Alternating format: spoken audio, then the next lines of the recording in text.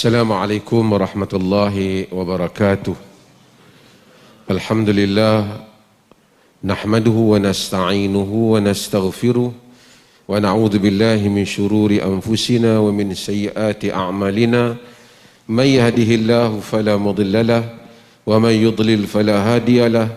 Asyhadu an la ilaha illallah wahdahu la syarika lahu wa asyhadu anna Muhammadan abduhu wa rasuluh. Amma ba'd.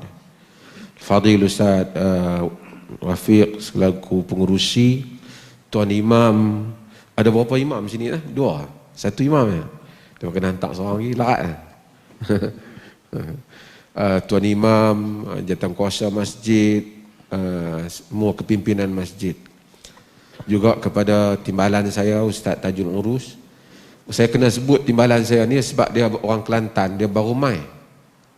Sekali dulu mungkin orang kenal Ustaz Roslan kan. Yang ni timbalan mufti yang baru. Tengok sikit Ustaz, kok dia tak nampak. Ini Ustaz Tajul Urus.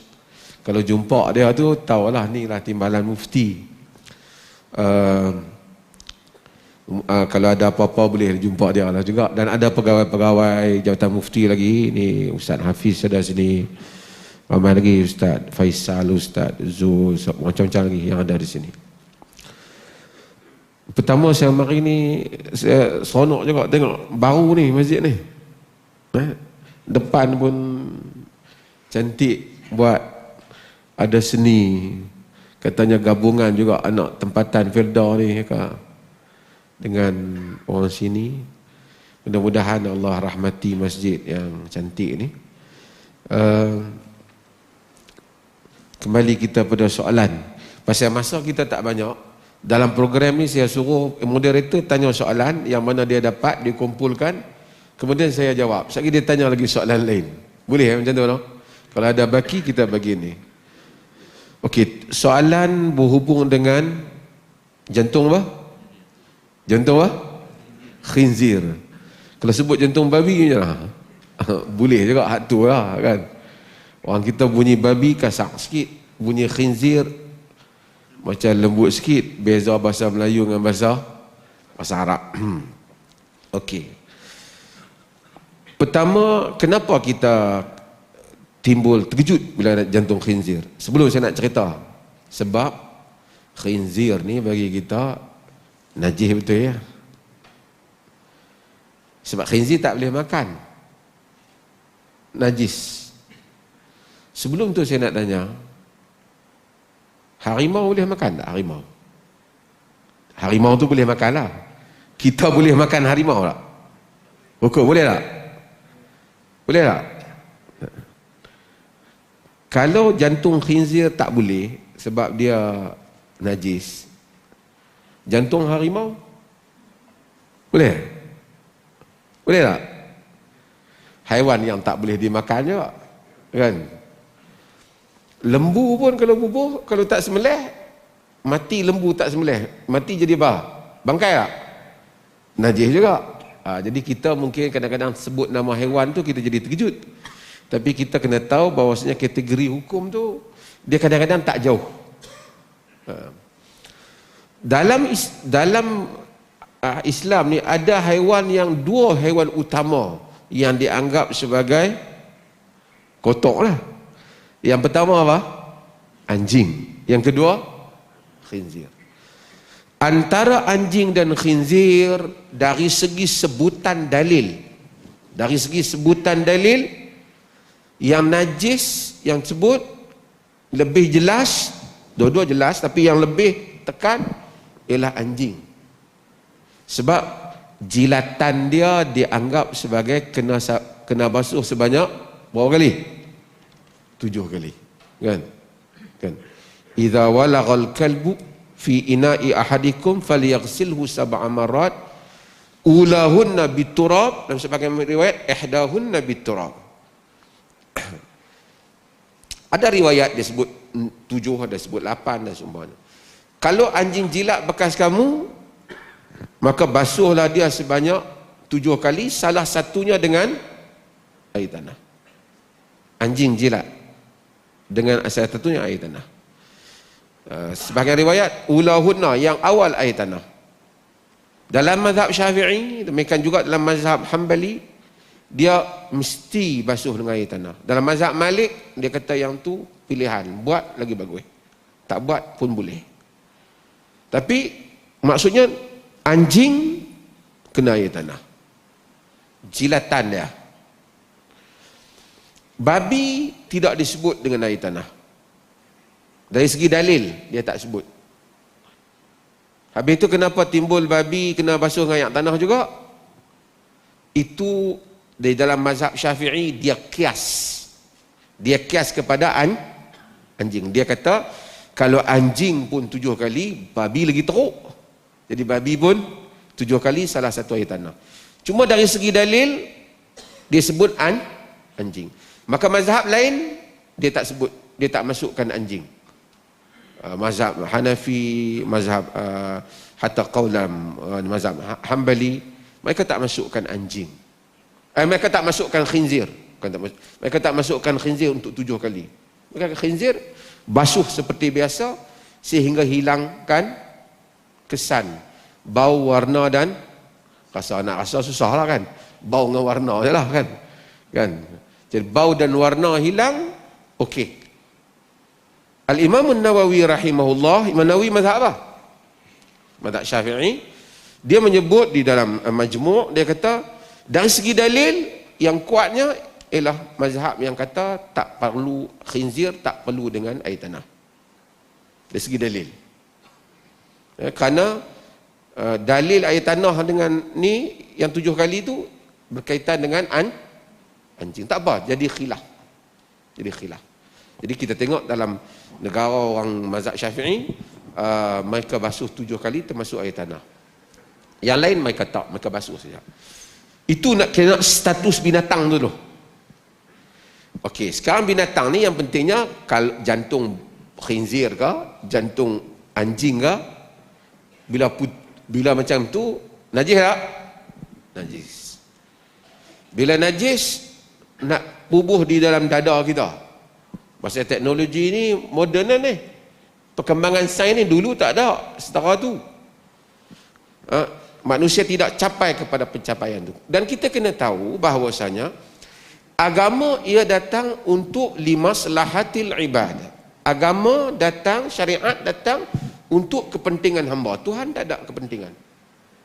Tuhan maha suci daripada memerlukan kita. Dia buat agama ni bukan kerana Tuhan dapat untung apa, Tuhan tak ada. Ghaniyun hamid. Maha kaya lagi maha terpuji. Faman yashkur fa innama yashkuru li nafsihi wa man kafara fa innallaha ghaniyun hamid. Siapa yang bersyukur, ia bersyukur pada dirinya sendiri.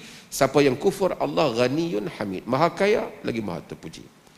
Bila kita tahu macam tu, syariat itu dia tak mungkin bagi mudarat pada kita.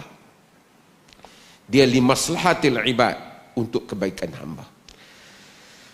Okey, sekarang ada benda kita ambil lah. 2 benda, jantung babi ni, jantung anjing ke babi ke, jantung harimau ke, jantung apa, tak boleh lah. Tapi kalau tak boleh, sedangkan kita sangat-sangat memerlukannya, kalau tak bubuh, tak ada alternatif yang lain, boleh menyebabkan katakanlah mati ya. Apa hukum keadaan tu? Keadaan tu dia panggil apa? Darurat. Darurat ni dia kata an yatra 'ala al-insan halatun min al-khatari wal mashaqqah asy-syadidah bihaitsu yakhafu ad-darar aw al-adha bin nafsi aw al-'udu aw al-'aql aw al-'ird aw al-mal wa tawabi'iha. Dalam kalau wahbah Zuhaili dalam masalah darurat, dia kata dia satu keadaan di mana mai kepada kita, yang mana kita itu keadaan tu begitu, dalam keadaan yang begitu bahaya, satu keadaan yang sangat susah, yang kita takut kalau kita tak selesaikan dia ni akan terkena mudarat, kesakitan pada badan kita, ataupun pada nyawa kita, ataupun pada badan kita. Mungkin kita tak mati, terputus tangan umpamanya, ataupun pada maruah kita, bagi wanita kan lelaki, ataupun pada akal kita. ataupun pada harta kita. Kalau kita tak ambil kereta kawan tu, tak ambil barang kawan tu guna tanpa izin dia, rumah kita banjir mai, habis runtuh satu rumah. Kita ambil, kemudian kita tak minta izin kerana nak selamatkan harta yang lebih besar, tapi kita kena dhaman, kena ganti. Pasal tak ada pilihan. Kalau ada hak kita, dahulukan yang kita. Sekarang ni camalah juga, kita tak ada pilihan. Yang ada, doktor kata yang ni saja. Kalau nak hidup, hang kena pakai jantung khinzir. Boleh ke tak? Boleh ke tak? Quran kata famanidurra ghaira adin, famanidurra ghaira baghin wala adin fala isma alaih. Siapa yang keadaan terpaksa ghaira famanidurra ghairu baghin wala adin, tanpa dia memang nak cari yang tu dan tanpa dia melampaui batas, fala isma alaihi, tak ada dosa ke atasnya. Kalau kita memang duk cari benda tu, dia tak boleh. Tapi kita tak cari benda tu. Darurat ni macam ni. Baru ni ada kes apa? Saya buat contoh sebelum nak pergi contoh tu, saya nak buat contoh. Hak baru ni, hak nak pergi kedai, pergi ambil barang orang masa banjir.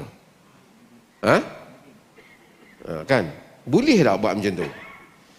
Dia kata ghairu baghin, dia bukan kerana nak pergi ambil tu. Wala adin, tak melebihi.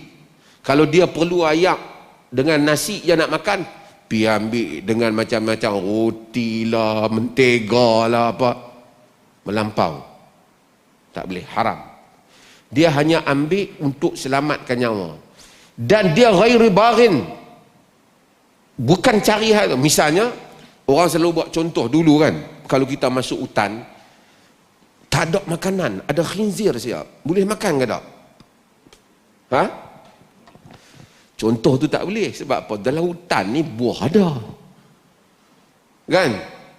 Binatang makan dulu, dah tak ada hak lain, tinggal hak tu je. Kalau tak makan mati baru boleh.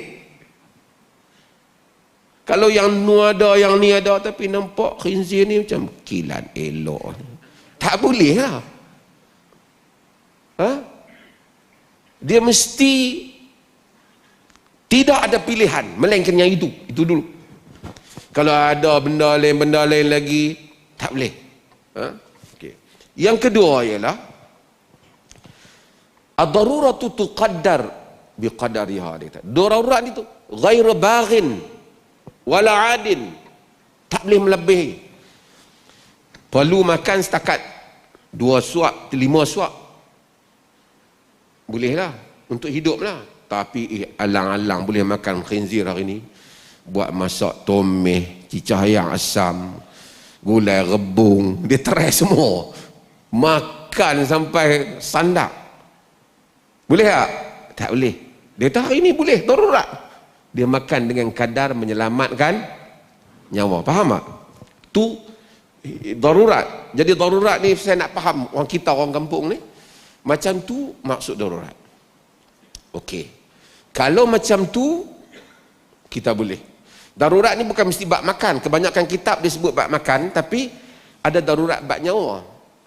Kita tak ada ubat. Ada ubat ni saja. Tak makan ubat ni, ibarat kata mati ya. Tapi kalau ada lah ubat hak satu lagi tu mahal sikit, yang ni murah sikit, tak boleh. Lagi kita boleh beli. Ubat satu lagi ada, tapi kedai jauh sikit, segan nak pergi jauh, ramai nak kena patok, tak boleh. Itu tak darurat. Darurat ni no choice, tak ada pilihan, baru kita pergi. Kemudian kalau kita tak mau, ada lah mak tapi yang ni ada khinzir sikit,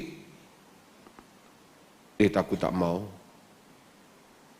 Kalau mak tak ambil ni boleh bahaya tak apa, aku tak ambil. Boleh tak? Boleh. Pasal apa boleh?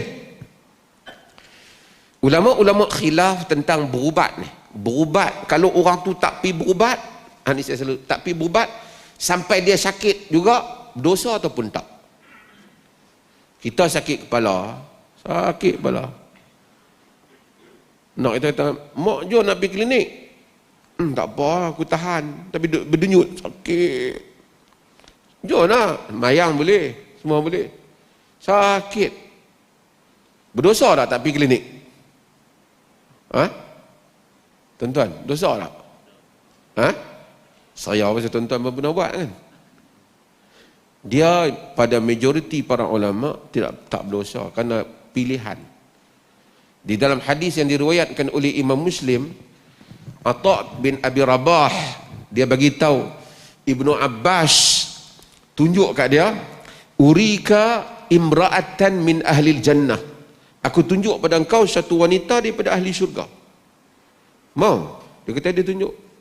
Dia kata, tilka imra'atas sauda, tu perempuan yang hitam tu. Atat Nabiya sallallahu alaihi wasallam faqala ya Rasulullah, inni usra wa inni atakashaf fad'ullahu li. Wahai Rasulullah, aku ni usra. Usra ni dia kena macam histeria lah. Jenis lupa. Tuan-tuan pernah tengok kan? Ada berlaku di cuping, di pelda kita. Jadi lupa. Wa inni atakashaf, dan aku ni bila jadi terselok pakaian ni. Nabi dengar dah. Nabi kata, in syi'ti sabarti walakil jannah. Wa in syi'ti da'autullah an yashfiyaki. Kalau kau mau, kau sabar, bagi kau syurga. Kalau kau mau, atau kau mau, aku doa pada Allah supaya Allah sembuhkan kau. Jadi dia ada pilihan. Dia kata, asbir, aku sabar. Aku sabar. Dia kata aku sabar. Nabi pun, tapi dia kata, kemudian dia kata Nabi, wa inni atakashaf fad'ullah alla atakashaf. Tapi aku ni selalu tersingkap pakaian. Tolong doa pada Allah supaya aku tak singkap. Maksudnya kalau aku jadi histeria pun, jangan duk terselok kain aku. Maksudnya dia malu tu. Perempuan baik ya. Kita tak jadi histeria pun selok. Kan? Yang ni dia masa histeria dia risau terselok. Ha? Kita tak jadi histeria. Tak ada lah di sini, tak ada cerita negara Brazil mana no. Kan? Jadi fada'allahu laha, Nabi doa Allah untuk dia. Hadis ini menjadi bukti pada ulama menyatakan bahawasanya kalau satu orang tu tak mau berubat tak apa. Tapi maksudnya kalau darurat, tak ada pilihan yang lain, baru dia boleh guna. Kalau ada pilihan, dia tidak menggunakannya. Cuma dalam perubatan ni, dalam hal-hal ni, dia maksudnya darurat ni, kalau pilihan yang lain sama juga kan. Ulama mungkin sebahagian sama kan, benda lain pun sama, binatang lain pun binatang yang haram juga. Hatta kalau manusia pun, sebahagian fuqaha sebut, hatta kalau jantung manusia pun, benda kan boleh makan, dia bubuh dalam dadah dia kan. Wallahu a'lam.